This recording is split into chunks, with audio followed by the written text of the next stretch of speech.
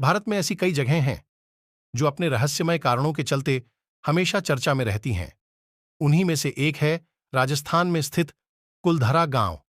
कहा जाता है कि ये गांव पिछले कई सालों से शापित हो रखा है। इसी कड़ी में आज हम कुलधरा गांव के रहस्य को जानेंगे। कुलधरा गांव के इस रहस्य के पीछे एक ऐतिहासिक घटना छुपी है। इस गांव में पिछले कई सालों से कोई बसेरा नहीं हुआ है। गांव के आसपास के लोगों का कहना है कि यहां पर अक्सर कई भूतियां घटनाएं होती हैं। इस कारण यहां पर कोई भूल कर भी जाने की कोशिश नहीं करता। आज ये पूरी जगह बंजर और वीरान हो चुकी है। जर्जर हालातों में पड़े यहां के खंडहर आज भी उस घटना की गवाही देते हुए दिखते हैं जिसने इस सुंदर गांव को एक वीराने में तब्दील कर दिया। कुलधरा गांव आज जिस हालात में है वैसे पहले कभी नहीं था। ये गांव पहले काफी सुंदर हुआ करता था। आज से लगभग 200 साल पहले कुलधरा गांव में पालीवाल ब्राह्मण काफी संख्या में रहते थे। 1825 में अचानक इस गांव को सभी लोगों ने खाली कर दिया। मान्यता है कि गांव को खाली करते हुए लोगों ने ये श्राप दिया कि जो कोई भी इस गांव में बसने की कोशिश करेगा वो पूरी तरह बर्बाद हो जाएगा।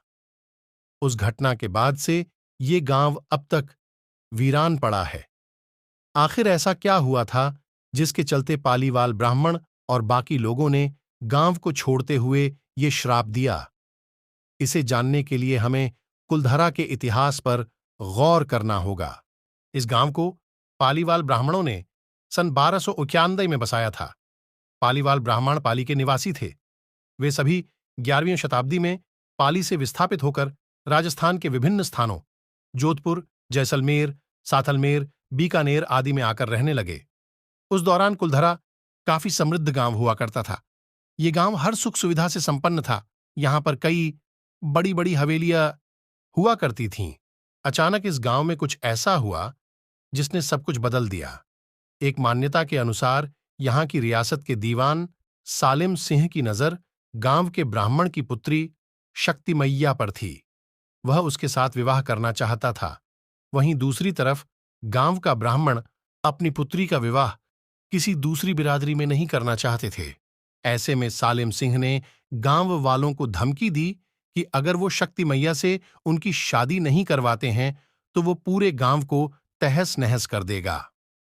ऐसे में गांव के सभी पालीवाल ब्राह्मणों ने पंचायत में ये निर्णय लिया कि वे इस गांव को छोड़ देंगे।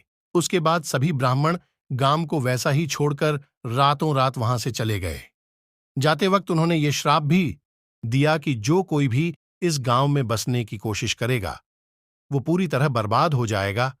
वहीं दूसरी कहानी की माने तो गांव वालों ने सालिम सिंह द्वारा अत्यधिक मात्रा में कर वसूले जाने की वजह से परेशान होकर गांव को छोड़ा।